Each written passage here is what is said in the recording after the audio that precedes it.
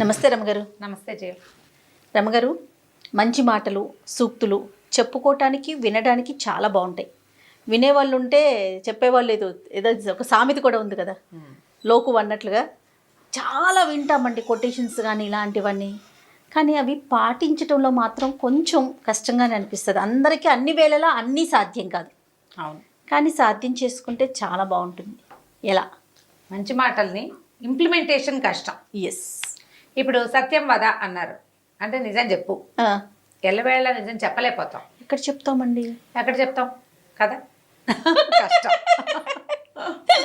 నిజం చెప్పలేకపోతే అబద్ధం కూడా చెప్పకుండా ఉండు. కనీసం ధర్మాన్ని ఆచరించు. అన్నిసార్లు చేయలేకపోతావు, కనీసం అధర్మాన్ని చేయకు. ధర్మం చేయలేకపోతే పీడ పోయి. అంతేగా, అది పాయింట్.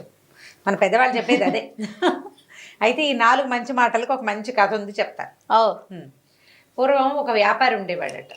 ఆయనకి ఏంటంటే ఎవరి దగ్గరైనా మంచి మాటలు వినటం ఇష్టం. ఆయన వినయశీల్ అనమాట. అయితే ఆ వినడం వింటాడు, మంచి మాటలు వింటాడు. ఎవరైనా వస్తే మంచి మాటలు చెవిని వేసుకోవడానికి గుళ్ళోకి వెళ్ళి తర్వాత హరికథలు విని అలా చేసేవాడు.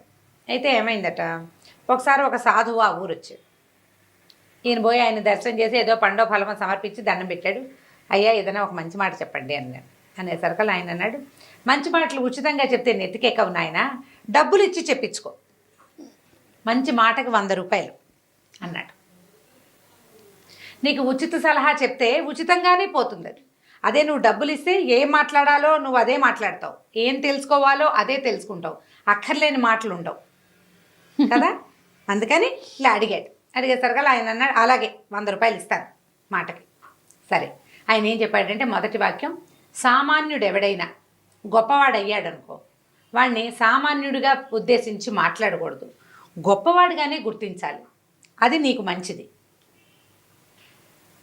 నీతో పాటు ఉన్నవాడు పెద్ద వ్యాపారస్తుడు అయ్యాడు, ఏమా అనకూడదు, ఏమండి అని మాట్లాడాలి. సంబోధన మర్యాదగా ఉండాలి. నువ్వు గొప్పవాడి అన్నట్టుగానే ఉండాలి. వాళ్ళే దిగి మన ఇద్దరం స్నేహితులను చిన్నప్పటి నుంచి అనేవాడంటే ఓకే, నువ్వు అనకూడదు. సామాన్యుడిని పెద్దవాడైతే పెద్దవాడుగానే గుర్తించాలి, కానీ వీడి ఇది వరకు సామాన్యుడు, మా వాకిట్లో తిరిగేవాడు ఏరావరే అని అనకూడదు అని చెప్పాడు. ఈయనకి చాలా నచ్చింది. మనతో ఉన్న ఒక సామాన్యుడు గొప్పగా అయిపోవటం ఎంత బాగుంది అనుకుని, అయ్యా ఇంకొక మాట చెప్పండి. మళ్ళీ 100 అన్నాడు ఆయన. అలాగే అని ఇంకో 100 రూపాయలు చేతిలో పెట్టాడు. ఈయన ఏమన్నాడంటే, ఎప్పుడు ఇతరుల రహస్యాలు బహిరంగపరచద్దు నీ అంతటా నువ్వు. నీకు తెలుసు, నీ చుట్టుపక్కల వాళ్ళకు కూడా తెలుసు అనుకో, వాళ్ళందరూ మాట్లాడినా నువ్వు మాట్లాడద్దు. ఇతరుల రహస్యం ఎప్పుడు నీ నోటితోటి నువ్వు చెప్పకూడదు. ఇది చాలా వ్యాలిడ్ పాయింట్. మనం డిస్కస్ చేయడానికో, ఎవరికైనా చెప్పడానికో, లేకపోతే దాని గురించి మనం తెలుసుకోవటానికో ఎవరికైనా చెప్పామంటే అది పెదవి దాటితే పృథివీ దాటితే చాలా ఇబ్బందులు వస్తాయి దాంతో. అందుకని ఇతరుల రహస్యాలు చెప్పకూడదు. ఈయనకి ఇది కూడా బాగుంది, బాగా నచ్చింది. అయ్యా ఇంకొక మాట చెప్పండి అన్నాడు. జేబు చూసుకున్నాడు, డబ్బులు ఉన్నాయి. ఇంకో 100 రూపాయలు చేతిలో పెట్టాడు. ఈయన ఏమన్నాడంటే, పని వాళ్ళతో చేయించగలిగే పనిని వాళ్ళతో చేయొచ్చు, నీ సమయాన్ని వృధా చేసుకోబోక. వ్యాపారస్తుడు కదా ఈయన, అన్ని పనులలోకి దిగి నువ్వు చేయొద్దు. వాళ్ళు ఎవరో చేస్తారు, నీ దగ్గర పనివాడు ఉన్నాడు, గుమాస్తా చేయాల్సిన గుమాస్తాతో చేయొచ్చు. అది ఎలా చేయాలో నువ్వు అక్కడ నిలబడి దగ్గరుండి చేయించి సమయం వృధా చేసుకోబోక. ఇది వ్యాపారానికి ఉపయోగపడుతుంది. అవును, వ్యాపార లక్షణం కదా అది. మనం ఇంకా కొంత ఆలోచించుకోవచ్చు. మన సమయాన్ని వృధా చేసుకోకుండా నీ పని నువ్వు చేసుకుంటావు, వాడి పని వాడు చేసుకుంటావు. సూపర్, బాగుంది. ఇంకో 100 ఇచ్చాడు. ఇంకొక మాట చెప్పండి, ఇదే ఆఖరి. ఆయన దగ్గర 400 ఉండే, 400 ఇచ్చేసాడు. అప్పుడు ఈయన ఏమన్నాడంటే, నీ మనసుకి నొప్పి కలిగిన చోట ఉండద్దు. నీకు మనసుకి చాలా కష్టంతో వచ్చింది, ఇంకక్కడ ఉండద్దు, వెళ్ళిపో అని చెప్పాడు. 400 ఇచ్చి ఈ 4 మంచి వాక్యాలు తెలుసుకున్నాడు ఆయన. ఇది అందరికీ పాఠమేనండి, అందరికీ పాఠమే. ఇందులో నుంచి నేను కూడా పాఠం నేర్చుకున్నాను. చాలా అత్యద్భుతమైన పాఠం ఇది. సరే, బాగుంది. అయితే ఏమైంది, కొంతకాలం అయ్యాక ఈ వ్యాపారస్తుడికి బిజినెస్లో నష్టం వచ్చింది. అక్కడ అకాల వర్షాలు వచ్చి ఈయన తాలూకు ఓడలు మునిగిపోయినాయి, బళ్ళు విరిగిపోయినాయి, డబ్బంతా పోయింది.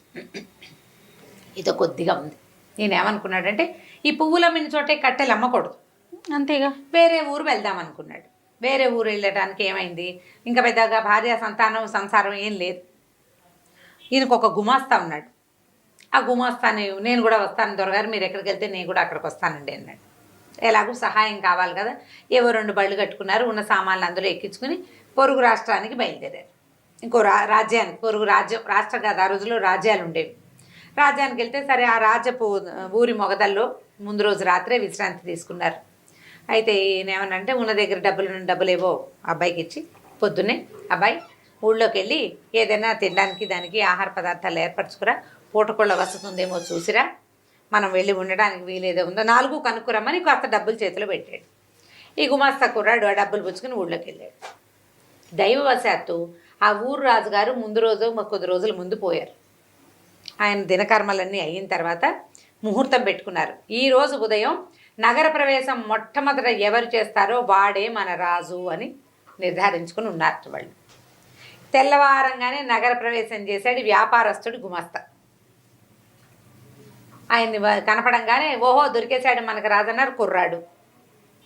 చిన్న వయసు వాడైతే 4 నేర్పించుకోవచ్చు, చూడ్డానికి బాగానే ఉన్నాడు, కొంచెం లెక్క డొక్క తెలిసిన వాడు, డొక్క శుద్ధి వాడికి 4 ముక్కలు వచ్చు. ఇక దండేశారు, దండం పెట్టారు, చేశారు, తీసుకెళ్ళిపోయారు. మధ్యాహ్నం అయింది, ఆకలికి నకనకలాడిపోతున్నాడు వ్యాపారస్తుడు. ఏవో మరవరాలు అటుకులు ఉంటే 2 నోటో వేసుకున్నాడు. ఈ అబ్బాయి రావటల్లా. ఏమైందో ఏదో ప్రమాదం వాటిల్లిందా కుర్రాడు, వాడు డబ్బులు పుచ్చుకుని పారిపోయే రకం కాదు, ఇంత దూరం వచ్చాడు కదా మనతో పాటు. సరే ఈయన లోపలికి బయలుదేరి వెళ్ళాడు. వెళ్ళేసరికల్లా ఊరంతా కోలాహలంగా ఉంది. కొత్త రాజుగారు బాగున్నాడు అంటున్నారు, అదంటున్నారు ఇదంటున్నారు. ఎవరండి కొత్త రాజు, ఏమిటి ఇవాళ ఏమన్నా సింహాసనం పట్టాభిషేకం చేశారా ఏమిటంటే, ఇలా రాజుగారు గతించారు. ఆయన దినవారాలు అయిపోయాక తొలుత ఊళ్ళోకి ప్రవేశించిన కొత్తవాడికి రాజ్యం ఇవ్వదలుచుకుని ఉన్నాము. ఇవాళ పొద్దునే ఒక కుర్రాడు వచ్చాడు, అతన్ని రాజుని చేశామంటే తన గుమాస్తాయే రాజు అయ్యాడని ఆయనకు అర్థమైంది. గబగబా మెల్లిగా అంతఃపురాన్ని అక్కడికి రాజప్రాసాదం దగ్గరికి వెళ్ళి నేను ఫలానా అని చెప్పాడు. చెప్పేసరికి లోపలికి కబురు వచ్చింది. కుర్రాడు చెప్పాడు కదా, గుమాస్తా రాజైన గుమాస్తా ఏం చెప్పాడు, ఒక వ్యాపారస్తుడితో కలిసి వచ్చాను, ఆయన ఊరు బయట విడిశాడు అని చెప్పాడు. ఆయన విడిది అక్కడ ఉంది కదా, బళ్ళు అక్కడ ఆపుకున్నాడు. సరే లోపలికి వెళ్ళి ఈయన ఏం చేశాడు, లోపలికి వెళ్ళగానే తన గుమాస్తా రాజబట్టల్లో చక్కగా సింహాసనం మీద కూర్చుని ఉన్నాడు. ఈయన గుర్తొచ్చింది, 100 రూపాయలు ఇచ్చి ఒక మంచి మాట కొనుక్కున్నాడు తను. మొదటి వాక్యం ఏమిటి, సామాన్యుడు గొప్పవాడైతే అతన్ని సామాన్యుడిగా కాకుండా గొప్పవాడిగా పరిగణించాలి. నమస్కారం మహారాజా అని పలకరించాడు. ఆ మహారాజా అయిన కుర్రాడికి ఏనుగొక్కినంత సంతోషం వచ్చింది. మహారాజా అయిన సంతోషం కంటే తన యజమాని తనని మహారాజుగా గుర్తించిన పాయింట్ వ్యాలిడ్ పాయింట్స్ అన్నమాట. అత్యద్భుతమైంది. ఆయన చాలా గౌరవించి, ఈయన నాకు ఒకప్పటి యజమాని, నాకు అన్ని చదువు అంటే అన్ని విద్యలు, వ్యాపారం చేయటం, అందులో మెళకువలు ఈయనే నేర్పించాడు, ఈయన నా మంత్రిగా ఉంచుకుంటానని ప్రకటించాడు. ఈయన అక్కడ మంత్రి అయిపోయాడు. ఈయన అక్కడ వ్యాపారం కోల్పోయి వచ్చాడు కదా, సరే ఓ ఇల్లు వాకిలి ఏవో అలాట్ చేశారు, మంత్రులకు ఇచ్చేవి కొత్త మంత్రి గారికి కూడా ఇచ్చారు. ఆయన బండి గిండి అన్నీ తెప్పించి ఇక్కడ పెట్టారు.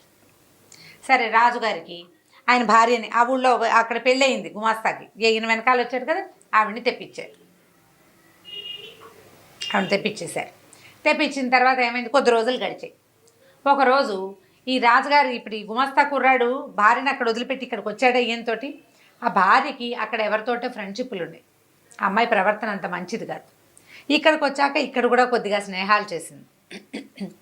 ఓ రోజు ఈయన ఏవో అవి ఇవి అంటే అశ్వశాలలు గోశాలలు అవి పరిరక్షణ అవి వాటి కోసం చూస్తుంటే అశ్వశాలలో ఈ రాణిగారు ఆ అశ్వశాల అధిపతితోటి కనపడింది. దాంతో ఈయనకి ముందు టెన్షన్ వచ్చింది, తర్వాత భయం వేసింది. ఇతరుల రహస్యాలు బహిరంగపరచకూడదు, అందుకని ఏం చేశాడు ఆయన, తన భుజం మీద ఒక శాలువ ఉంటే వాళ్ళు ఎవరికి కనపడకుండా వాళ్ళు ఉన్న గది దగ్గర ఆ శాలువ గుమ్మాన్ని ఇట్లా కట్టెల్లాగా పెట్టేసి వచ్చేసాడు. వచ్చేసేసరికల్లా ఆ అమ్మాయి చూసుకుంది, ఇక్కడ శాలువ ఉందంటే ఖచ్చితంగా ఎవరో మన చూశారు అని అనుకుని ఈ శాలువ ఎవరిది వాకపు చేసింది కొత్త మంత్రి గారికి అని తెలిసింది. కొత్త మంత్రి గారు రాజుగారికి పూర్వపు ఓనరు, పూర్వపు సేటు. ఈవిడేం చేసింది, మీ మంత్రి గారు దుష్ప్రవర్తన, నాతోటి సరిగా ప్రవర్తించలేదు, నన్ను ఏదో అన్నాడు, నాతోటి సరిగా చేయలేదు అని చెప్పేసి భర్తకి చెప్పింది. చెప్పేసరికల్లా ఇప్పుడు ఏం చేయాలి, ఈయనేమో ఇదివరకటి యజమాని, అయ్యో ఈయన ఇలా అయ్యాడా, ఇప్పుడు ఏమిటి ఇల్లు వాకిలి వచ్చి మంత్రి పదవి వచ్చేసరికి ఈయన ఇలా అయిపోయాడు అనుకుని రాజుగారికి చాలా కోపం వచ్చింది. ఏం చేశాడు, ఆయన డైరెక్ట్గా శిక్షించకూడదు, ఎందుకంటే తన పూర్వపు యజమాని, తనే మంత్రిని చేశాడు, బాగుండదు, పరుగు పోతుంది. అందుకని ఆయనకి ఏం చెప్పాడంటే, మీరు ఒక పని చేయండి, కసాయి కొట్టుంది మనకి కోటని ఆనుకుని అవతల వైపు, అక్కడికి వెళ్ళి మాంసం కొనుక్కురండి అని చెప్పాడు. ఆ కసాయి కొట్టువాడికి ఏం చెప్పించారు? మాంసం కొనడానికి వస్తాడు, ఆయన్ని చంపేయమన్నారు.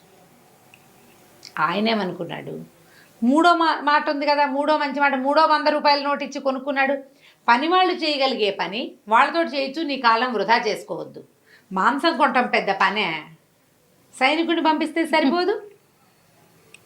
సరిపోతుంది. సరే, ఏం చేశాడు ఈయన? ఆ వాకిట్లో పనిచేసే ఓ సైనికుడిని, అరే అబ్బాయి ఆ కసాయి కొట్టు నుంచి మాంసం కొనుక్కురారా, అది పట్టుకెళ్ళి రాజుగారికి ఇవ్వు, ఫలానా లేడి మాంసం కావాలట అని చెప్పాడు. వీడు పోయి సైనికుడు అక్కడికి వెళ్ళేసరికి ఆ కసాయి కొట్టు వాడికి ఏం తెలుసు, లేడి మాంసం అని ఎవడడిగితే వాడిని కొట్టేయాలి అంతే. ఆ సైనికుడిని కొట్టేసాడు వాడు. ఈ లోపల ఏమైంది, ఈ అశ్వశాలాధిపతి ప్రవర్తన మంచిది కాదని వేగుల వాళ్ళ ద్వారా ఈయనకి కబురు వచ్చింది, రాజుగారికి. కబురు వచ్చేసరికల్లా ఆయన దుష్ప్రవర్తన ఎవరితోటని వాకపు చేస్తే అది తన భార్యేనని తెలిసిపోయింది. అయ్యో, నేను ఇంత పొరపాటు చేశాను, మంత్రి గారిని చంపేశానే వృధాగా అని అనుకుని ఆయన చాలా దిగులు పడుతున్నాడు. ఏం చేయాలో తెలియలే. ఒకప్పటి నా యజమాని నన్ను ఎంతో గౌరవించాడు, నన్ను అక్కడ ప్రేమగా చూసుకున్నాడు, ఇక్కడ గౌరవించాడు. వీడు నా దగ్గర పనిచేసిన వాడుని ఒక్కనాడు కూడా అనలా. అంత మంచివాడిని నేను ఈ పని చేశానే అని చాలా దిగులు పడ్డాడు. దిగులు పడి ఏం చేశాడు, ఆయన ఆలోచిస్తుండగా మంత్రి గారు వచ్చాడు. చూసరికల్లా, అయ్యా మీరు బతికే ఉన్నారా అంటే ఎప్పుడు ఆయనకు అర్థమైందనమాట. అతను రాజుగారు ఏమడిగాడంటే, మీ శాలువ ఫలానా చోట ఎందుకుంది, మీరు అక్కడికి వెళ్ళారా అని అడిగితే, అప్పుడు ఈయన ఏం చేయాలో తెలియక, నేను అక్కడ ఒక చూడకూడని దృశ్యం చూశాను, ఎవరైనా చూస్తారని శాలువ అడ్డం పెట్టాను అని చెప్పాడు. చెప్పేసరికల్లా రాజుగారు తను కన్ఫెస్ చేసేసాడనమాట. ఇలా జరిగింది, నా భార్య నన్ను ప్రోత్సహించింది, ఆవిడ మోసం చేసింది, నన్ను మీకు ఎగనెస్ట్గా మీకు వ్యతిరేకంగా నన్ను ప్రోత్సహించింది, అందుకని నేను మిమ్మల్ని ఇంకేం శిక్ష విధిస్తే అవమానకరంగా ఉంటుందని కసాయివాడికి చెప్పాను, మిమ్మల్ని అక్కడికి పంపిద్దామనుకున్నాను. భగవంతుడు నా ఎందుండి నన్ను ఇంత పాపం చేయకుండా నన్ను తప్పించాడు, నన్ను క్షమించండి అని కాళ్ళు పట్టుకున్నాడు. ఆయన పర్వాలేదులే నాయన, ఎలా జరగాల్సి ఉంది అది అలా జరుగుతుంది, నేను 100 రూపాయలు ఇచ్చి కొనుక్కున్నాను మాటల్ని, కొనుక్కున్న ప్రతి సలహాని నేను ఉపయోగించాను. ఇప్పుడు 4వ సలహా ఉంది కదా, మనసు దెబ్బతిన్న చోట గాయపడిన చోట ఉండద్దు. ఎంత బతిమిలాడినా రాజు వ్యాపారస్తులకు ఇంకక్కడ ఉండాలి. మంత్రిగా కొంతకాలం పనిచేసి తను సంపాదించుకున్న సొమ్ముని 2 బళ్ళకి ఎత్తించుకుని ఆ ఊరు నుంచి బయటికి వెళ్ళిపోయాడు. ఈ 4 మంచి మాటల్ని అతను వాడుకున్నాడు. మనం ఇలాంటిదే ఇదివరకు ఒక కథ చెప్పుకున్నాం, దగ్గరగా ఇలాంటి కథే. ఎప్పుడైనా ఏదైనా కొన్ని మంచి వాక్యాలు, మంచి మాటలు ఉచితార్థం లభించాయి అనుకో, ఉచితంగా ఉన్న మాటల్ని మనం లెక్కే చేయం.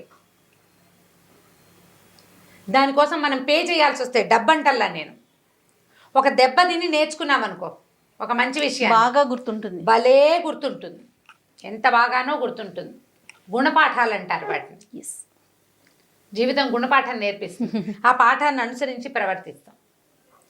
ఉచిత సలహాలు పెద్దగా ఉపయోగపడవు, కానీ ఇలాంటివి అంటే మన మూల్యం చెల్లించి తీసుకున్న సలహా ఉంది చూసావా, అది బాగా ఉపయోగపడుతుంది.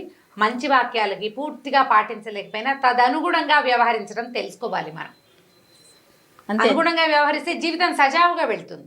100% చేయలేకపోతాం, కనీసం దానికి దగ్గరగా ప్రయత్నం అన్నా చేస్తే కనీసం ముందుకెళ్ళగలుగుతాం. చక్కగా ఉంటుంది జీవితం. చాలా బాగుంది రమ్మ గారు, అద్భుతంగా ఉంది. మంచి కథ కదా, మంచి కథ. నమస్తే. నమస్తే.